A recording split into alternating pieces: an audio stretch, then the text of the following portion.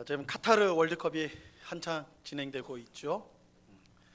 축구 안 보시나 봐요. 진행되고 있어요. 카타르 월드컵이 지금 진행되고 있는데 아마 우리 성도님들 중에는 축구 좋아하시는 성도님들은 요즘에 중계 방송이 밤 늦게 하더라고요. 늦게까지 하더라고요. 그래서 잠을 지새고 있는, 잠을 못 이루고 계시는 우리 성도님들도 계실 줄로 압니다. 지난 한 주간 월드컵에서 단연 눈에 띄는 뉴스는 이 아시아 팀의 활약이었어요. 우리 나라도 속해 있는 아시아 팀들이 아주 큰 맹활약을 하였습니다. 지난주에 사우디아라비아랑 아르헨티나는 늘 우승 후보죠. 최강팀이라고 할 수가 있는데 지난주에 이제 사우디아라비아랑 아르헨티나랑 붙었는데 당연히 모든 사람은 아르헨티나가 이길 것이라고 생각을 했어요. 몇 대 몇으로 이기느냐가 문제지 뭐 당연히 이길 것이다 이렇게 했는데 놀랍게도 사우디아라비아가 역전승을 거두었습니다. 그래서 세계가 발칵 뒤집혔어요. 그리고 그 다음 날에는 일본이 또한 최강국이라 할 수 있는 독일을 또 이기는 또 기적이라고 해도 되겠죠. 기적을 이제 일궈냈습니다.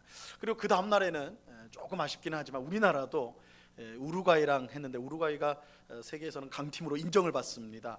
근데 열심히 잘 싸워서 0대0으로 비기는, 사실은 우리가 다 이긴 것 같은데 하여튼 아쉽지만 0대0으로 이기는 또 그런 쾌거를 거두었습니다. 그래서 아시아 팀이 굉장히 큰 맹활약을 했던 것이 지난 한 주간의 일입니다. 월드컵 소식인데 보통 이 축구는 유럽과 남미의 전유물로 생각이 되었어요. 그만큼 유럽 국가들과 남미 국가들이 축구를 아주 잘합니다. 그런데 이번 아시아 국가들의 이 맹활약으로 인해서 이런 생각의 변화가 일어날 것 같아요. 우리는 스포츠를 보면서 큰 감동을 받습니다. 스포츠를 보면서 큰 감동을 받아요.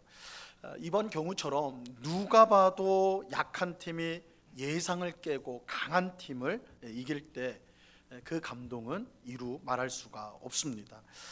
우리나라가 이제 강한 팀하고 계속 붙게 되거든요. 사실 월드컵에서는 우리보다 약한 팀은 없어요. 근데 우리보다 강한 팀과 붙게 되는데 계속 약팀인 우리가 강팀을 이기는 그런 좋은 일들이 계속해서 있으면 좋겠습니다.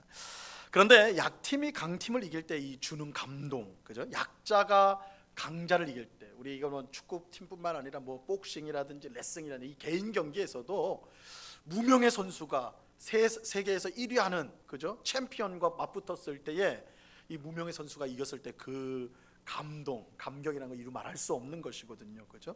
그런데 이러한 감동과 감격은 스포츠에만 있는 것은 아닙니다. 사실 이러한 감동은 우리가 신앙생활할 때 가장 크게 느낄 수가 있습니다. 왜냐하면 신앙생활은 약한 우리가 하나님을 통하여 우리보다 훨씬 더 강한 사탄과 또한 세상을 이기는 것이기 때문입니다. 이 신앙생활인 게 그런 거예요. 우리는 이 사탄에게 이게 되질 않아요. 세상에 되질 않아요. 이건 당연히 우리가 져요. 이길 수가 없어요. 그런데 하나님께서 약한 우리를 통해 승리를 주세요. 그래서 그 감격이 있는 것이 신앙생활입니다. 여러분, 그 유명한 다윗과 골리앗 이야기를 한번 생각해 보시기 바랍니다. 이 이야기는 교회에 다니는 사람뿐만 아니라 안 다니는 사람들도 다 알고 있는 이야기예요. 왜냐하면 이 이야기에 감동이 있기 때문에 그렇습니다. 이 골리앗은 블레셋이라는 나라의 거인 장수였는데 그 키가요 무려 3m에 달했어요. 뭐 엄청난 거죠. 오늘날 기네스북이, 그때도 기네스북이 있었다면 아마 이 골리앗이 올라가지 않았을까. 굉장히 키가 컸어요. 근데 키만 컸느냐, 괴력을 소유하고 있었어요. 엄청난 힘을 갖고 있었어요. 반면 그와 맞섰던 다윗은요, 군대에 갈 나이도 안 되는 어린 소년에 불과했습니다. 근데 이 둘이 전쟁터에서 1대1로 맞섰고 놀랍게도 소년 다윗이 거인 골리앗을 물리쳤습니다. 물리쳤어요. 그것도 다윗이 칼과 창으로 골리앗을 물리친 것이 아니라 이 조약돌을 이마에, 그 조그만 돌을 물매를 통해서 싹 던져가지고 골리앗의 이마에 정확하게 맞추잖아요, 그죠? 약점에 딱 사람의 그 치명적인 곳에 맞춰가지고 쓰러뜨리지 않습니까? 참으로 위대한 승리를 거두었다고요. 이 이야기가 전 세계 사람들이 모두 아는 유명한 이야기가 될 수 있었던 것은 작고 약한 다윗이 이 별 볼 일 없는 조약돌로 온갖 무기를 가지고 있었던 크고 강한 골리앗을 쓰러뜨렸기 때문입니다. 이 작은 자가 큰 자를 물리치고 약한 자가 강한 자를 이기는 데에는 큰 감동이 있습니다. 그래서 이 모든 사람들이 그 이야기를 좋아하고 또 감동을 받는다고요. 그런데 여러분, 하나님께서요, 이러한 감동 속에서 우리가 살도록 우리를 불러주셨다는 사실을 알고 계십니까? 하나님은 약한 우리가 강한 세상과 사탄을 이기는 큰 감동 속에 살도록 우리를 불러주셨습니다. 여러분, 우리는 신앙생활을 오해할 때가 많아요. 신앙생활에 대해서 오해할 때가 많습니다. 이 신앙생활을 오래 하고 또 열심히 하면 우리 자신이 점점 더 강해진다라고 그렇게 생각을 합니다. 그래서 우리가 이제 자꾸 유혹에 넘어지고 죄를 짓고, 그죠? 또 하나님 말씀에 불순종하면, 야, 내가 아직 신앙생활을 짧게 해서 그런 거구나. 내가 열심히 신앙생활하지 못했어. 그래서 내 신앙생활이 좀 엉터리라서. 제가 병원에 같은데 신방을 가면, 성도님들 편찮으 셔서 병원에 신방 가면 꼭 하시는 말씀이 그래요. 제 믿음이 시원찮아서 이래요. 꼭 그렇게. 그러니까 내가 믿음 생활 열심히 안 해서 내가 이렇게 됐다. 이렇게 우리가 이제 그렇게 생각을 해요. 하지만 정말 그런가? 정말 내가 신앙생활을 짧게 해서 혹은 또 열심히 하지 않아서 내가 늘 유혹에 넘어지고 죄를 짓고 불순종하는 것인가? 그렇지 않아요. 그렇지 않습니다. 우리 교회가 속한 이 합신교단, 우리 교회가 속한 교단 이름이 합신이에요. 예수교 장로회 합신교단인데, 이 합신교단을 세우는데 큰 역할을 한 분이 고 박윤선 박사입니다. 이 박윤선 박사님이요, 유명한 말을 했어요. 아마 본인이 83세대 때 이 말을 했던 것 같아요. 아마 소감을 말해봐라 이랬던 것 같은데, 뭐라고 말을 했냐면, 나는 83년 묵은 죄인입니다.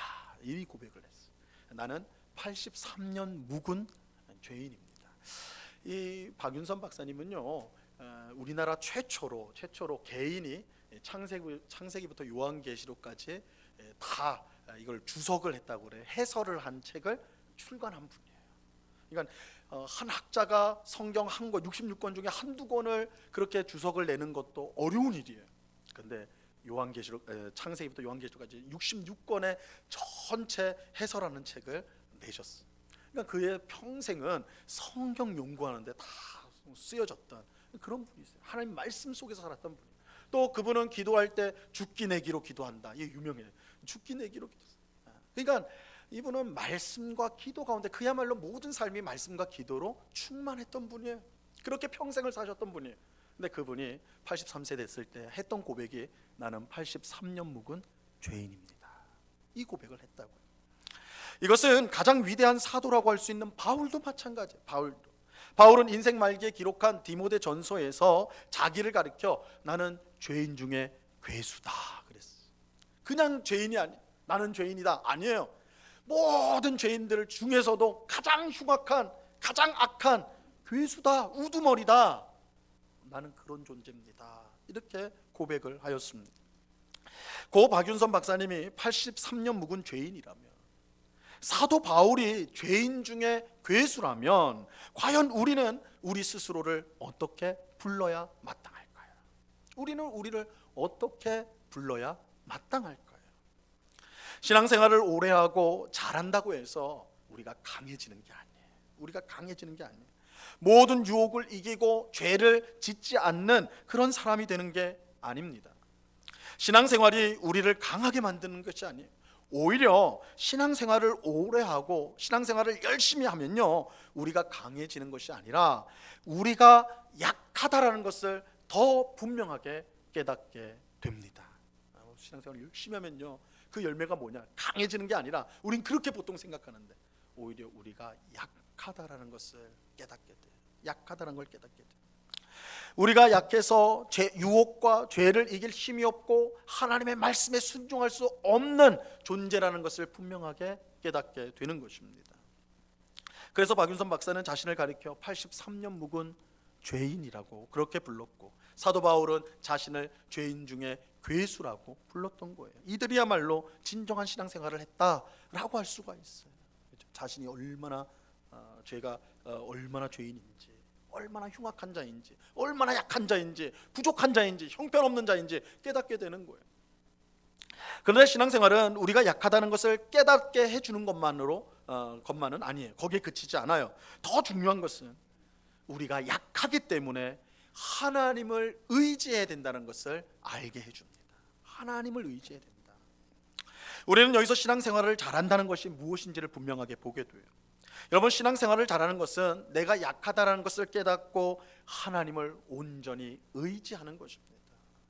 신앙생활을 잘한다는 게 그거예요. 내가 약하다는 것을 알고 하나님을 의지하는 것, 이것이 신앙생활을 잘하는 거예요. 그래서 신앙생활을 잘하는 분들의 특징이 있어요. 여러 가지 특징이 있지만 그 특징 중에 하나가 말의 주어가 달라요. 말의 주어. 우리는 보통 어떻게 말합니까? 나는 이렇게 생각해. 나는 그렇게 했어. 내가 그렇게 했어. 그렇죠? 우리 말의 주어가 대부분 나예요, 나. 그러나 신앙생활 잘 하시는 분들의 말을 한번 잘 들어보세요. 그분들의 말의 주어는 하나님일 때가 많아요. 하나님이 그렇게 말씀하셨어. 하나님이 그렇게 역사하셨어. 말의 주어가 바뀌어요. 말의 주어가 바뀌어요. 신앙생활 잘하는 사람은 그 인생의 주인 자리에 내가 아니라 하나님이 계세요. 그렇기에 말의 주어도 내가 아니라 하나님이고 행동의 주체도 내가 아니라 하나님이세요. 여러분, 우리는 어떻습니까? 여러분, 우리는 지금 신앙생활을 잘하고 있습니까?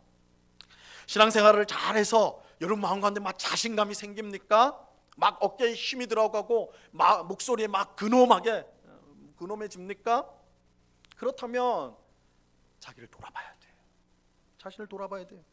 신앙생활을 오해했을 수가 있기 때문에 그렇습니다. 신앙생활을 잘하면 자신감이 생기는 것이 아니라 하나님을 신뢰하는 마음이 커져요. 그러니까 신앙생활을 오래 할수록, 열심히 할수록 나는 안 되네요, 나는 할 수 없네요, 하나님 도와주셔야 돼요. 하나님을 의지하는 마음이 커져요. 신앙생활을 잘하면 겸손해져요. 나 할 수 있어, 내가 할 거야. 그게 아니라 하나님의 도우심이 없으면 난 못해요, 하나님 도와주세요. 겸손해져요. 또 화를 내고 막 짜증내고 내가 했으면 되는데, 내 말대로 했으면 되는데, 이렇게 하지 않아요. 내가 안 된다는 거 아니까 온유해져요. 온유해져요. 하나님이 하시는 거야, 내가 하는 게 아니야. 하나님이 하는 거야. 화내지 않아요. 짜증내지 않아요. 하나님이 하시는 거예요. 내가 하는 것이 아니라 하나님이 하시기 때문이에요. 내가 이기는 것이 아니라 하나님이 이기시기 때문입니다. 여러분, 우리가 신앙생활을 잘하면요, 진정한 감동 속에서 살아갈 수가 있어요. 우리는 참으로 작고 연약하고 무엇 하나 제대로 못하는 시원찮은 사람인데 하나님께서 그런 우리를 붙들어 주셔가지고요, 그런 우리에게 능력 주셔가지고 하나님의 위대한 일들을 이루어 가세요. 그게 우리의 감동이에요. 신자가 가지는 감동이에요. 감동. 우리가 사탄과 싸우는 것은요, 이거는 우리 힘으로 싸우면 백전백패예요. 사탄은 너무너무 강해요. 우리가 사탄과 싸우는 것은 마치 달걀로 바위를 치기와 같아요. 어림없어요. 그런데 우리가 하나님을 온전히 의지하면, 하나님 나는 안 됩니다, 하나님만이 나를 이기게 할 수 있습니다, 하나님을 온전히 의지하면 달걀 같은 우리가 던져질 때 바위 같은 사탄과 세상이 부서지는 역사가 일어난다고요. 이러면 달걀을 던져서 바위에 던져가지고 달걀이 깨지면 거기에서 감동 느끼는 사람은 아무도 없어요. 그건 당연한 일이기 때문에. 달걀을 던졌는데 바위가 깨져버려요. 이건 감동이죠. 그렇죠? 신앙생활이 그거예요. 달걀 같은 나, 하나님께서 붙드셔서 바위가 깨지는 역사가 일어나는 것, 우리가 그 감동으로 부르심을 받은 것입니다. 자, 그런데 이처럼 제가 이제 신앙생활의 본질이 무엇인지를 강조하는 이유가 있습니다. 오늘 우리가 읽은 본문을 좀 바르게 이해하기 위해서 이 내용을 우리가 먼저 생각해 보는 게 꼭 필요했기 때문입니다. 오늘 읽은 본문은 하나님의 전신갑주에 대해서 설명을 하고 있습니다. 이 사도 바울은 에베소 이 편지를 마치면서 성도가 싸워야 될 적이 있다, 이렇게 말씀하세요.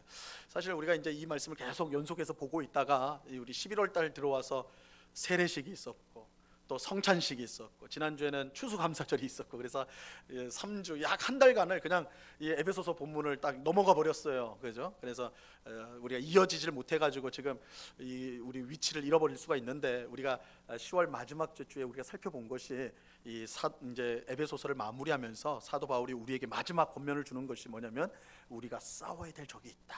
우리 성도가 싸워야 될 적이 있다. 그 적이 누구냐? 우리와 같은 사람 아니다. 여러분, 성도는 사람하고 싸우면 안 됩니다. 사람은 우리가 싸워야 될 대상이 아니에요. 그럼 누구랑 싸워야 되느냐? 이 세상의 어둠의 영, 사탄과 싸워야 됩니다. 사탄과 싸워야 된다. 그거를 말씀하고 있어요. 여러분, 성도는 사탄과 싸워야 돼요. 우리는 이 땅을 사는 동안 사탄과 계속해서 싸워야 됩니다. 이건 우리가 사탄에게 시비를 건다는 의미가 아니에요. 사탄이 우리를 시비 거는 거예요. 우리를 넘어뜨리려고 해요. 어떻게든 넘어뜨리려고 해요. 우리가 안 싸울 수 없어요. 안 싸울 수 없어요. 근데 문제는 사탄이 너무 강하다는 거예요. 우리 힘으로는 사탄을 이길 수가 없습니다. 그래서 바울은 우리에게 하나님의 전신갑주로 우리가 무장되어야 된다라고 말씀하고 있는 것입니다. 하나님의 전신갑주를 입고 싸워야지 승리할 수 있다라는 거예요. 그래서 오늘 읽은 본문을 보면 하나님의 전신갑주가 무엇인지를 구체적으로 설명해 주고 있습니다. 그런데 우리가 오늘 읽은 본문을 오해하기가 쉬워요. 하나님의 전신갑주를 입기만 하면 우리가 이전보다 강해져 가지고 어떤 신령한 능력을 받아 가지고 우리 힘으로 마귀를 이길 수 있다, 그렇게 잘못 생각하는 것입니다. 이건 잘못된 생각이에요. 여러분, 하나님의 전신갑주를 취한다고 해서 그것 때문에 우리가 사탄을 이길 수 있는 것은 아닙니다. 이 사탄을 이길 힘은 누구에게 있어요? 하나님께 있어요. 기억하셔야 돼요. 하나님만이 우리로 하여금 사탄을 이기게 만드실 수가 있습니다. 그렇기 때문에 우리가 하나님을 의지하지 않는다면 아무리 전신갑주를 다 취한다 할지라도 사탄을 이길 수가 없습니다. 우리는 하나님의 전신갑주를 뭔가 대단한 능력이나 힘을 얻는 것으로 생각해서는 안 됩니다. 뭔가 사탄을 이기는 법, 사탄을 이기는 도구, 이런 식으로 생각을 해서는 안 된다라는 거예요. 하나님의 전신갑주는 우리가 하나님을 온전히 의지할 때 그 효과를 발휘할 수가 있는 거예요. 그래서 전제가 되는 게 뭐예요? 우리가 전신갑주를 하면 우리가 뭔가 돼가지고 싸우는 그런 게 아니라고요. 막 우리가 뭔가 변신을 하고 막 이런 게 아닙니다. 하나님을 온전히 의지하는 가운데 하나님의 전신갑주를 취하여 우리가 마귀를 이길 수 있다. 이 전제를 가지고 오늘 말씀을 보셔야 하는 것입니다. 자, 오늘 본문에는 사탄과 싸워야 하는 성도가 취해야 될 6가지 하나님의 전신갑주를 설명해 주고 있습니다. 자, 6가지를 차례로 보겠습니다. 첫째는 진리의 허리띠입니다. 진리의 허리띠. 자, 오늘 본문 14절 말씀을 보시기 바랍니다. 같이 읽겠습니다. 시작. 그런즉 서서 진리로 너희 허리띠를 띠고 의의 호심경을 붙이고. 자, 바울이 이제 이 하나님의 전신갑주를 이제 설명을 할 때, 이게 전신갑주라는 건 쉽게 말하면 군인들이 무장한 거를 말을 해요. 온몸을 갑주, 이제 그 무장을 한다, 이런 뜻인데, 지금 사도 바울이 지금 어떤 머릿속에 떠올리면서 이제 에베소서 이 글을 쓰고 있냐면, 당시 최강의 부대였던 로마 군대의 병사들, 그 모습을 가지고 지금 이걸 쓰고 있는 겁니다. 근데 이 로마 병사들이요, 이 허리에 마치 이게 이제 치마 혹은 반바지 같은 모양의 천을 둘렀어요. 가죽으로 이렇게 둘렀습니다. 근데 이게 이제 일종의 허리띠 역할을 하는 것입니다. 그래서 이것은 몸을 보호하기도, 하체, 허리부터 허벅지까지를 보호하는 것이기도 하고, 군복을 딱 붙잡아주는 그런 역할을 하였어요. 근데 바울은 성도가 이 둘러야 될 이 허리띠를 특별히 진리의 허리띠라고 그렇게 말씀하고 있습니다. 진리의 허리띠. 자, 여기서 진리는 2가지를 의미합니다. 2가지. 하나는 마음과 말과 행동에 거짓이 없고 진실한 거예요. 그러면 진리라는 것은 거짓이 없다라는 거잖아요, 그렇죠? 성도의 마음, 말, 행실에 거짓이 없음. 이것이 진리예요. 진리의 허리띠 할 때 진리. 이것은 에베소서에서 구원받은 세 사람의 특징이기도 하죠. 자, 다른 하나는 복음을 통해 나타난 하나님의 진리를 의미합니다. 여러분, 사탄과 싸우는 우리 성도는 진리의 허리띠로 우리 허리를 단단히 묶어야 돼요. 무엇보다 성도는 마음과 말과 행동에 거짓이 없어야 합니다. 이게 진리의 허리띠를 묶는다는 뜻이에요. 우리는 사탄이 거짓의 압이라는 사실을 주목해야 됩니다. 우리의 마음과 행동, 말에 조금의 거짓이라도 섞여 있다면 그것은 사탄의 가장 좋은 먹잇감이 되는 것입니다. 사탄은 거짓의 냄새를 가장 잘 맡습니다. 그죠? 막 상어 같은 것이 피 냄새를 맡고 막 몇 킬로 밖에서도 온다고 그러잖아요. 마귀가 그래요. 우리의 거짓된 마음, 거짓된 말, 거짓된 행실을 우리가 거기에 나오면 그것이 우리 입 밖으로 우리 마음속에 생기고 우리 행동으로 나오면 사탄이 그것을 놓치지 않고 그것을 그 공격의 기회로 삼는다라는 거예요. 여러분, 거짓은 사탄이 가장 좋아하는 것이고 가장 잘 이용하는 것입니다. 사탄은 우리의 작은 거짓도 놓치지 않고 그것을 이용하여서 우리 자신과 교회를 무너뜨리는 일을 합니다. 여러분, 성도 간의 관계가 깨질 때요, 처음부터 어떤 큰 문제로 깨지는 경우는 많지 않습니다. 대부분 작은 거짓이 문제가 돼요. 두 사람 간의 작은 거짓말, 작은 속임, 그죠? 그것을 사탄이 놓치지 않고 그것을 이용해서 두 사람을 이간질시켜, 두 사람을 싸우게 만든다면, 그래서 결국 관계에 파탄을 가져오죠. 교회도 마찬가지예요. 교회도 그렇게 좋았던 교회도요, 작은 거짓이 빌미가 되어서 무너지는 경우가 얼마나 많은지 몰라요. 저도 주변에 이제 교회들을, 어려움을 당하는 교회들을 보면서 얘기를 들으면서 보니까 처음부터 어떤 큰 문제 때문에 교회가 분열되고 나눠지는 경우 많지 않더라고요. 어떤 한 사람의 작은 거짓말, 작은 거짓된 행동, 거기에 대한 잘못된 변명, 이러한 것들로 사탄이 그걸 이용하는 거예요. 그래서 그 작은 거짓이 교회를 결국은 무너뜨리는 그런 일들을 행하게 되는 것입니다. 사탄과 싸워야 하는 우리는 무엇보다 진실해야 됩니다. 여러분, 진실해야 돼요. 진실한 마음과 진실한 입, 진실한 행동을 우리는 가져야 합니다. 아무리 작은 거짓이라도 우리는 그것을 물리쳐야 돼요. 마귀에게 틈을 줘서는 안 됩니다. 진리의 허리띠에 작은 거짓이 섞이면요, 그 허리띠는 끊어지게 되는 거예요.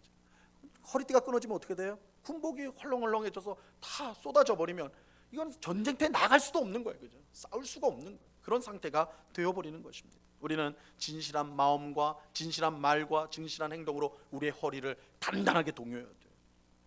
또 우리는 하나님의 진리로 허리를 동요해야 됩니다. 하나님의 진리로. 여러분, 사탄은 거짓말쟁이에요. 사탄은 거짓말쟁이.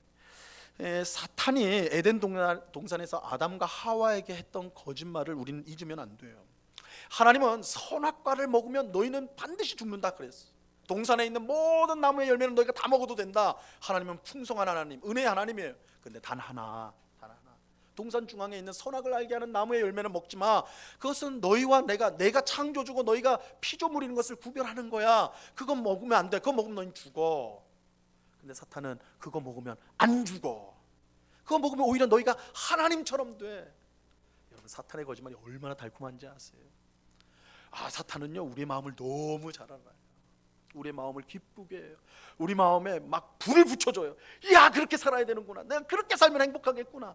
이 사탄의 거짓말이 그래요. 사탄의 말은 우리의 마음에 불을 붙여줍니다. 사탄의 말대로 하면 정말 행복하게 살 것 같아요. 하지만 사탄의 말을 들은 아담과 하와가 어떻게 되었는지 똑똑히 보세요. 사탄의 그 달콤한 말을 들은 대가로 그들은 죽었어요. 이 땅에 사는 동안 온갖 고통과 저주에 시달리게 되었어요. 그들이 차고 있던 진리의 허리띠가 끊어졌기 때문에, 하나님의 진리에 서지 않고 마귀의 사탄의 말에 놀아나니까 진리의 허리띠가 끊어져 버렸어요. 여러분, 우리가 듣고 순종해야 될 것은 오직 하나님의 진리밖에 없습니다. 하나님의 진리로 우리의 허리를 단단히 묶어야 돼요. 사탄이 아무리 달콤하게 속여도 하나님이 아니라고 하면 아닌 거예요. 여러분, 우리가 그런 경우 많잖아요. 어떤 일을 결정해야 돼요. 우리 마음속에 성령께서, 하나님께서 말씀하세요. 그거 안 돼. 근데 또 옆에서 사탄이 돼. 한 번은 괜찮아. 좋을걸? 나중을 생각해봐. 그렇잖아요. 우리가 거기에 넘어가는 거 아니에요? 여러분, 하나님이 아니라고 하면 아닌 거예요. 하나님이 맞다고 하면 맞는 거예요. 그게 하나님의 진리로 허리를 동이는 거예요. 사탄의 말은 우리의 마음을 즐겁게 해요. 딱 맞아요. 근데 하나님의 말씀은 우리에게 부담을 줘요. 우리에게 희생을 가곡해요. 그러나 그것이 생명이에요. 거기로 가야 돼요. 그러지 않으면 사탄의 괴계에 빠져버리는 거예요. 여러분, 하나님의 진리로 허리를 동이셔야 돼요. 하나님의 진리로 허리를 동이셔야 돼요. 그래서 진리의 허리띠, 우리의 진실한 마음, 진실한 말, 진실한 행동, 그리고 하나님의 진리, 이것으로 우리의 허리를 동요할 때 우리는 이 거짓말쟁이, 또한 우리를 무너뜨리려고 하는 거짓의 아비인 마귀 사탄과 싸워서 이길 수가 있는 것입니다. 자, 두 번째는 의의 호심경이에요. 의의 호심경. 이 호심경이란 말은 우리가 자주 사용하지 않으니까, 사용하지 않는 언어니까 어려운 말인데, 이 가슴을 보호하는 갑옷이라고 생각하시면 돼요. 가슴을 보호하는. 여러분, 가슴에는 사람의 주요 장기들이 있습니다. 심장을 비롯해서 굉장히 중요한 장기들이 가슴에 모여 있죠. 그래서 가슴에 뭐 칼이 꽂히거나 화살이 날라오면 그 치명적인. 그래서 반드시 가슴을 단단한 갑옷으로 방어를 해야 돼요. 막아야 된단 말이에요. 이게 호심경이에요, 호심경. 그런데 이 그냥 호심경이라고 말하지 않고 뭐라고 그래요? 의의 호심경이래요. 의의 호심경. 자, 여기에 나오는 의도 두 가지 의미가 들어 있습니다. 첫째는 성도가 올바른 삶을 사는 것. 그래서 성도의 의예요. 성도의 의. 그리고 두 번째는 하나님께서 주시는 의예요. 하나님의 의. 이 두 가지 의의 호심경을 우리가 무장을 해야 된다고 하는 것입니다. 자, 사탄과 싸우는 성도는 올바른 삶을 살아야 돼요. 올바른 삶. 윤리적으로, 도덕적으로 문제가 없어야 돼요. 여러분, 우리 성도는 도덕의 가장 한 선, 가장 낮은 선인 법을 어기지 않는 걸로 만족하면 안 됩니다. 우리 성도는 그 이상이 돼요. 충분히 도덕적이고 충분히 윤리적인 삶을 살아야 되는 것입니다. 여러분, 우리가 하나님을 사랑한다고 하면서 이웃을 미워하고 속이고 용서하지 않는다면 이건 법적으로 걸리진 않을 거예요. 물론 이제 속인다고 할 때 이게 사기치는 거면 문제가 되겠지만, 자그만 뭐 속이는 거, 법적으로 문제된 거, 이런 것들은 우리가 잡혀가진 않아요. 내가 이웃을 미워했다고 잡혀갑니까? 혼자서 욕했다고 잡혀갑니까? 그런 일은 없단 말이에요. 그럼에도 불구하고 우리가 그렇게 하면요, 사탄은 그런 우리를 비웃어요. 사탄은 놓치지 않습니다. 우리를 비웃습니다. 야고보서에 나오는 대로 사탄은 우리에게 이렇게 말을 해요. 뭐라고 사탄이 말하면, 야, 너희가 하는 짓과 내가 하는 짓이 뭐가 다르냐? 내가 하는 짓과 너희가 하는 짓이 뭐가 다르냐? 너희는 하나님을 믿는다고? 야, 나도 하나님은 믿어.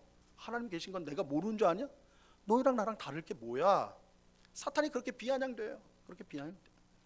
오늘날 한국교회가 사회로부터 무수한 비난을 받고 있어. 물론 세상이 교회를 미워하는 것은 초대교회 때부터 있었던 일이에요. 새삼스럽지는 않아요. 하지만 지금 한국교회가 비난을 받는 것은 믿음 때문이 아니에요. 초대교회는 믿음 때문에 고난을 받았는데 지금은 믿음 때문에 받는 건 아니에요.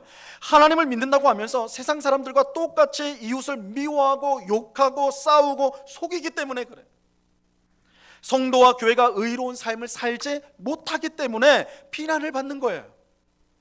이것은 사탄이 공격할 최고의 빌미를 제공하는 거예요. 너희가 나랑 다를 게 뭐니? 사탄과 싸우기 위해서 우리는 의로운 삶을 살아야 돼요. 그저 법에 접촉되지 않는 이 수준 안 돼요. 하나님의 말씀, 하나님을 사랑하고 이웃을 내 몸과 같이 사랑하는, 우리에게 이미 제시해 주신, 그래서 최선을 다해 사랑하고 최선을 다해 섬기는 그런 의로운 삶을 우리는 살아야 하는 것입니다. 그런데 우리가 이처럼 의로운 삶을 산다고 할 때 그것만으로는 사탄을 완전히 물리칠 수는 없습니다. 왜냐하면 우리가 아무리 의롭게 산다고 해도 완전하지는 못하기 때문입니다. 사탄은 우리의 작은 불의와 죄도 그냥 넘어가지 않아요. 사탄은 우리에게 하나님의 의의 기준이 얼마나 높은지를 알려주면서 너 따위가 하나님 앞에 의롭다 할 수 있겠느냐, 이렇게 우리를 협박을 해요. 사실 이 사탄의 협박은 공갈이 아니에요. 공갈은 아니에요. 실제로 우리 중 누구도 하나님 앞에서 의롭다고 자랑할 수 있는 사람이 아무도 없기 때문입니다. 그렇게 자기의 의로운 삶을 자랑하는 사람은 사탄의 공격에 무너질 수밖에 없어요. 사탄은 작은 것이라도 놓치는 법이 없거든요. 이때 우리에게 반드시 있어야 할 것이 하나님이 주신 의로 된 호심입니다. 하나님의 의예요. 하나님은 그의 아들 예수님과 우리를요 연합시키셨어요. 그래서 로마서 6장에 보시면 하나님과 우리가 연합되었다, 예수님과 우리가 연합되었다. 이제 댁에 돌아가셔서 로마서 6장을 한번 꼭 읽어보세요. 예수님과 우리가 연합이 되었어요. 하나님께서 우리를 연합시켰어요. 그래서 예수님이 십자가에서 죽을 때 우리의 죄된 몸도 함께 죽었어요. 우리의 옛사람이 죽었다. 그리고 예수님이 부활하셨을 때 우리에게도 새 생명이 주어져서 우리가 새 사람이 되었어요.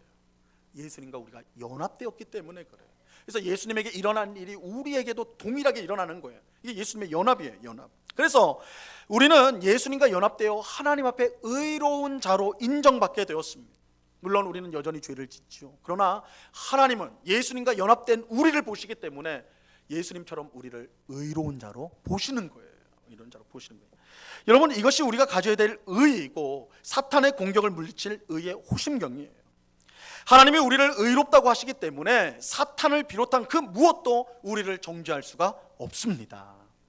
그래서 바울은 로마서 8장 33절에서 이렇게 당당하게 선언하였어요. 이 말씀 우리 중요한데 말씀 비춰봐 주세요. 같이 한번 읽어봅니다. 같이 읽습니다. 시작. 누가 능히 하나님께서 택하신 자들을 고발하리요 의롭다 하시는 이는 하나님이시니. 여러분, 이 말씀은 꼭 기억하시기 바랍니다. 마음속에 꼭 새기셔야 돼요. 왜냐하면 사탄은 반드시 우리를 공격해요. 우리가 죄를 지을 때 조그만 죄라도, 야 네가 그러고도 하나님 자녀야? 야 네가 그러고도 천국에 들어갈 수 있다고? 야 네가 그러고도 교회 다니는 사람 맞아? 사탄이 그러잖아요, 우리 마음속에. 그럴 때 우리가 뭐라고 말을 해야 되겠어요? 그 말을 귀 기울여 버리면, 맞아, 난 그런 자야, 난 천국에 못 들어갈 거야, 그 낙심하고 낭망하고 그저 넘어져 버린단 말이야. 그러지 않으려면 어떻게 해야 돼요? 이 말씀이에요. 누가 능히 하나님이 택하신 자를 고발하리요. 그죠? 의롭다 하시는 이는 하나님이시니. 사탄아, 그래 내가 죄를 졌어. 그러나 나를 의롭다 하신 분이 하나님이셔. 넌 날 정죄할 수 없어. 넌 날 고발할 수 없어. 하나님이 나를 무죄하다고 하셨어. 우리는 사탄의 공격에 하나님의 의로서 이길 수가 있는 것입니다. 그러면 이 하나님의 의가 없으면 우리는 넘어질 수밖에 없어요. 사탄의 공격에 우리는 무너질 수밖에 없어요. 그러나 이 하나님의 의가 있을 때에, 그렇지, 하나님은 나를 의롭다 하신 분이야. 하나님이 나를 고발하지 않는데 누가 나를 고발하겠어? 이 믿음을 가질 때 우리는 의로운 삶을 살 수 있는 또 힘을 얻게 되는 것입니다. 이것이 우리 모든 성도가 갖춰야 될 의의 호심경인 것입니다. 자, 세 번째는 평안의 복음이 준비한 신발입니다. 15절 말씀을 보시기 바랍니다. 15절 말씀 같이 읽습니다. 시작.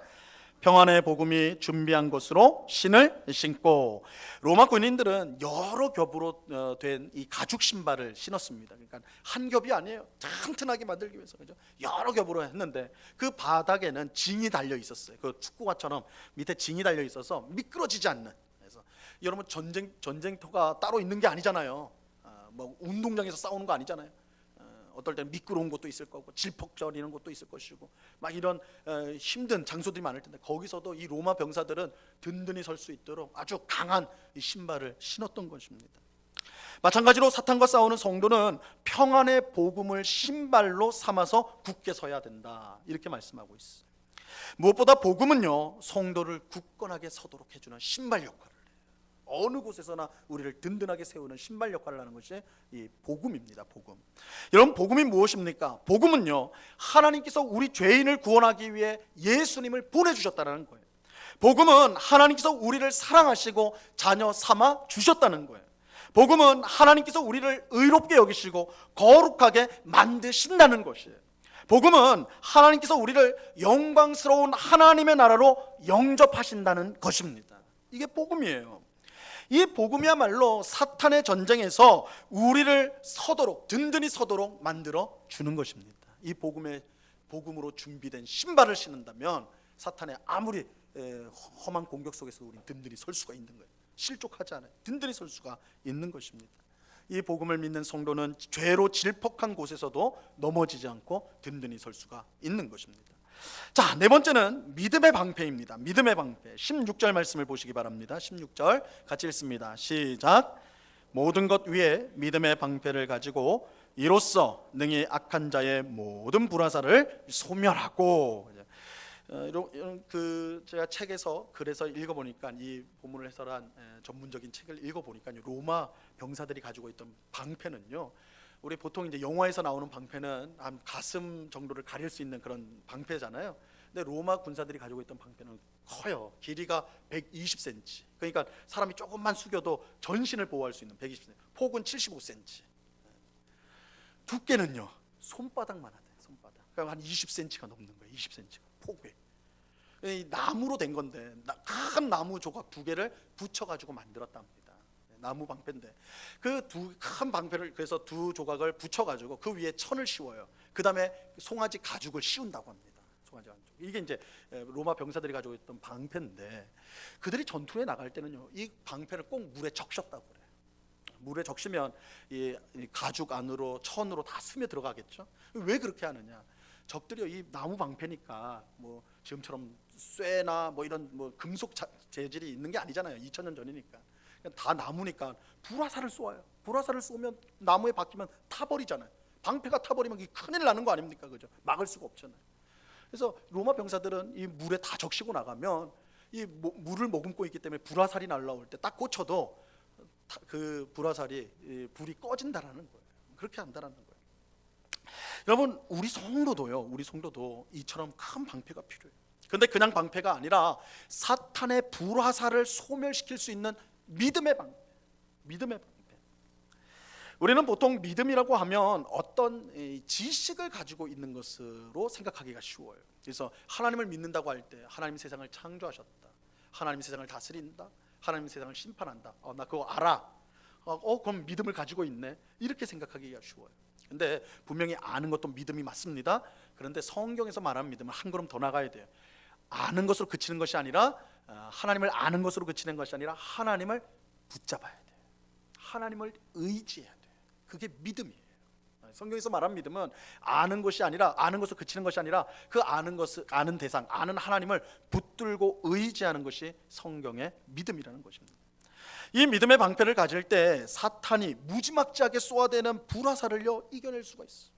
여러분, 우리가 지난 주일에 제가 말씀드렸듯이 욥이 사탄이 주는 고난, 진짜 욥은 사탄의 불화살을 맞은 사람이에요. 그죠?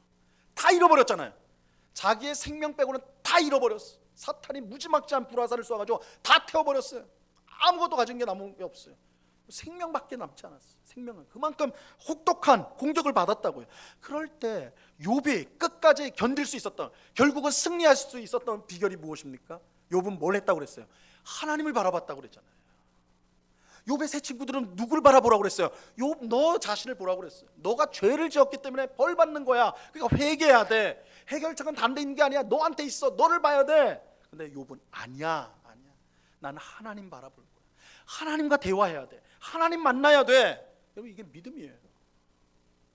절망적인 상황, 아무것도 의지할 수 없는 그런 상황 속에서 하나님을 바라보겠다고 하는 거, 하나님을 의지하게 하겠다는 거, 이게 믿음이에요. 그 믿음만이 하나님을 붙드는 그 믿음만이 사탄의 불화살을 다 소멸시킬 수 있는 그런 믿음의 방패가 되는 거예요. 여러분, 우리가 그런 믿음의 방패를 가질 때 지금도 무수하게 쏘아대는 사탄의 불화살을 다 막아낼 수가 있는 거예요. 다 물리칠 수가 있게 되는 것입니다. 자, 다섯 번째로 갑니다. 다섯 번째는 구원의 투구입니다. 구원의 투구. 17절 말씀, 17절 같이 읽습니다. 시작. 구원의 투구와 성령의 검, 곧 하나님의 말씀을 가지라. 사탄의 엄청난 공격을 이기기 위해 반드시 필요한 것이 구원의 투구. 투구는 이거 헬멧을 말하는 거예요. 오토바이 탈 때 쓰는 헬멧 있죠. 헬멧이에요, 헬멧. 여러분, 우리는 구원을 죽음 이후에 받는 것으로만 생각하기가 쉽습니다. 그렇죠? 그래서 우리 미래로만 생각을 해요. 구원을 받을 것이다. 그런데 우리가 지금 살펴보고 있는 에베소서는 다르게 말씀합니다. 다르게 말씀해서 에베소서 2장 5절과 6절 말씀을 보시기 바랍니다. 이 말씀 같이 한번 읽어봅니다. 에베소서 2장 5절 6절 시작. 허물로 죽은 우리를 그리스도와 함께 살리셨고 너희는 은혜로 구원을 받은 것이라. 또 함께 일으키사 그리스도 예수 안에서 함께 하늘에 앉히시니. 자, 이 말씀에서 주목해야 될 부분이 있는데, 우리가 이미 예수님과 함께 일으키심을 받았고 이미 예수님과 함께 하늘에 앉혀졌다, 이렇게 말하고 있어요. 자, 그렇죠. 여러분, 우리는 장차 예수님과 함께 일어설 것이 아니에요. 우리는 장차 예수님과 하늘에 앉게 되는 것이 아니에요. 이미 살아났고 이미 하늘에 앉았다라고 에베소서는 말씀하고 있어요. 무슨 뜻이에요? 구원은 미래에만 받는 게 아니라 지금 받는 거라는 거예요. 여러분, 우리에게 구원은 지금 주어졌어요. 지금 우리에게 구원이 주어졌어요. 우리는 이미 구원을 받았습니다. 물론 이 구원의 완성은 우리가 하나님 나라에 들어갈 때 완성이 되겠죠. 그러나 그럼에도 불구하고 우리는 이미 구원을 받았다는 것은 분명한 사실이에요. 이미 구원을 받았어요. 여러분, 이것을 아는 것이 중요한 이유는 이 사탄과의 치열한 전쟁에서 낙심하지 않고 오히려 항상 씩씩하게 맞서 싸울 수 있기 때문에 그래요. 이것을 알아야지. 구원의 투구를 써야지만. 우리가 구원을 받았다는 것은 이미 전쟁에서 승리했다는 뜻이에요. 구원은 받았는데 사탄한테는 졌어. 말이 안 되잖아요. 구원을 받았다는 것은 이겼다는 뜻이에요. 이겼다는. 그러니까 우리가 구원의 헬멧을 쓰고 있다, 투구를 쓰고 있다는 뜻은 무엇입니까? 우리는 이미 이긴 전쟁을 하는 사람들이다. 여러분, 우리가 사탄과 싸울 때 이 싸움은 어떻게 될지 모르는 그런 싸움이 아니에요. 우리 내일 한국이 가나, 그죠? 축구하잖아요. 우리가 왜 막 여기 계신 분들은 별로 다 초월하신 분 같지만 막 축구 좋아하는 사람들은 지금 막 마음이 콩닥콩닥 하고 있거든요. 어떻게 될까? 왜 그래요? 결과를 모르니까. 근데 사탄과 우리와의 싸움, 성도와의 싸움은 결과가 이미 나왔어요. 우리는 구원의 헬멧을 쓰고 있어요. 무슨 말이에요? 승리했다는 거예요. 여러분, 성도는 마귀에게 지지 않습니다. 성도는 사탄에게 지는 법이 없습니다. 반드시 승리하게 돼요. 이게 구원의 헬멧이래요. 그러니까 우리가 사탄과 싸우면 물론 사탄이 압도적으로 우리를 공격할 때가 있어요. 삶에 여러 고난을 줘요. 어려움을 줘요. 병을 줘요. 힘든 일을 줘요. 슬픈 일을 줘요. 그래서 쓰러질 때가 있단 말이에요. 그때 우리가 기억해야 될 게 뭐예요? 우리가 구원의 헬멧을 쓰고 있다는 걸 알아셔야 돼요. 아, 그렇지, 나는 이긴 자다. 나는 이 전쟁에서 승리한 자다. 내가 이렇게 주저앉으면 안 된다. 이겼으니까 당연히 다시 일어나가지고 싸워야 되는 거예요. 승리는 우리 거니까. 이게 구원의 투구예요. 구원의 헬멧이에요. 구원의 헬멧. 자, 마지막 6번째는요, 성령의 검, 곧 하나님의 말씀입니다. 여러분, 우리가 지금까지 살펴본 하나님의 전신갑주 5가지는요, 이를테면 방어용 무기였어요. 방어용. 대부분이 방어용. 하지만 이 성령의 검은 방어뿐만 아니라 공격, 사탄을 공격할 수 있는 공격용 무기예요. 공격용. 사탄과 싸우는 성도는 반드시 성령의 검을 가져야 합니다. 그런데 성령의 검이 뭐라고 말씀하고 있죠? 성령의 검 곧 하나님의 말씀입니다. 하나님의 말씀. 이것은 성령의 역사가 하나님의 말씀의 역사와 긴밀하게 연결되어 있다, 밀접하게 연결되어 있다라는 것을 보여줘요. 여러분, 성령의 가장 강력한 분명한 역사는 말씀의 역사입니다. 하나님 말씀의 역사예요.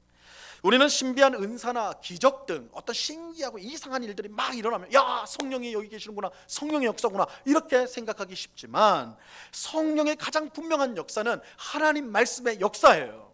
그래서 하나님의 말씀이 선포될 때 죄인이 그 말씀을 듣고 회개하고, 또 성도가 그 말씀을 듣고 믿음이 강건해지고 든든해지고, 또 그 말씀이 선포될 때 마귀가 물러나서 하나님의 나라가 임하는 거, 이것이야말로 성령의 역사예요. 가장 분명한 역사예요. 우리는 성령의 검으로 사탄을 물리칠 수 있어야 돼요.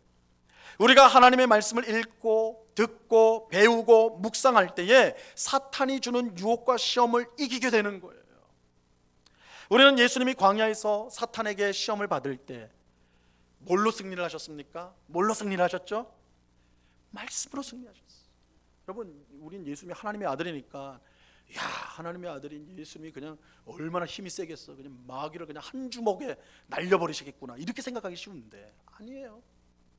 예수님은 마귀의 3가지 시험에 대해서 신명기에 있는 세 구절 하나님의 말씀을 가지고 마귀를 물리치셨어요. 말씀에 성령의 검, 그죠? 하나님의 말씀. 예수님이 성령의 검으로, 말씀으로 마귀를 물리치셨던 거예요. 여러분, 우리는 성령의 검으로 무장해야 돼요. 하나님의 말씀을 항상 가까이 해야 됩니다. 우리가 사탄을 두려워하고 그 유혹에 넘어지는 것은 우리가 성령의 검을 휘두르지 못하기 때문에. 여러분, 아무리 좋은 무기가 있어도 막 검이 막 날카로운, 스치기만 해도 이걸 죽게 되는 그런 무서운 검이 있더라도 그게 칼집에만 꽂혀 있으면 아무 소용이 없어. 그렇잖아요. 나 좋은 칼이 있다, 꺼내지 않으면 아무 소용없는 거예요. 사용해야죠. 그 칼을 휘둘러야죠. 그래서 마귀에게 휘둘러야죠. 사탄에게 휘둘러야죠. 그래야죠 물리칠 수가 있는 것이죠. 근데 오늘날 많은 성도들이 그냥 좋은 칼만 자랑해요. 나 성경 있다, 나 설교 많이 들었다. 칼집에 넣어놓고 뺄 생각을 안 해요. 넘어지는 거예요. 그렇죠? 여러분, 우리는 하나님의 말씀을 늘 가까이 해야 돼요. 말씀으로 무장해야 돼요.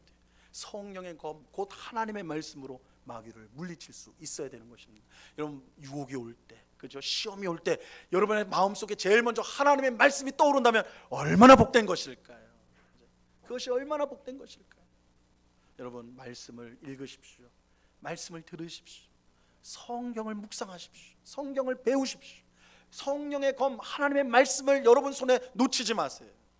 그럴 때 우리에게 승리가 주어지게 되는 것입니다. 오늘 우리는 하나님의 전신갑주에 대해서 살펴보았습니다. 6가지.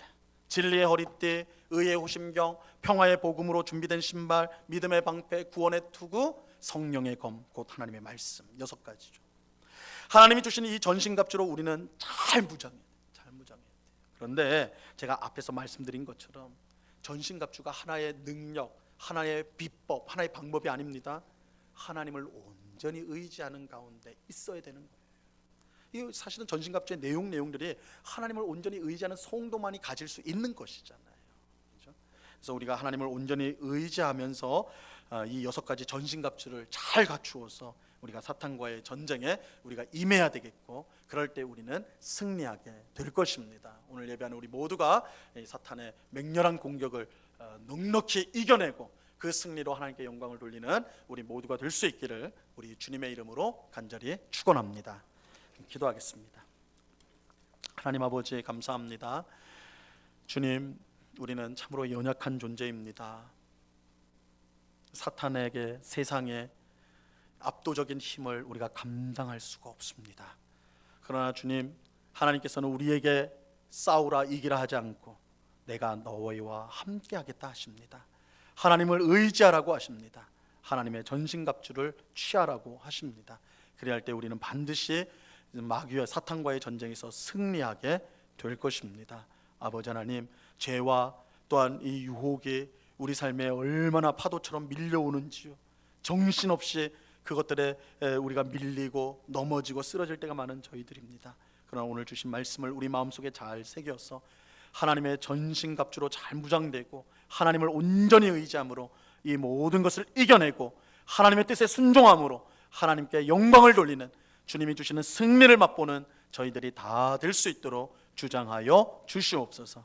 감사하오며 예수 그리스도 이름으로 기도드리옵나이다. 아멘.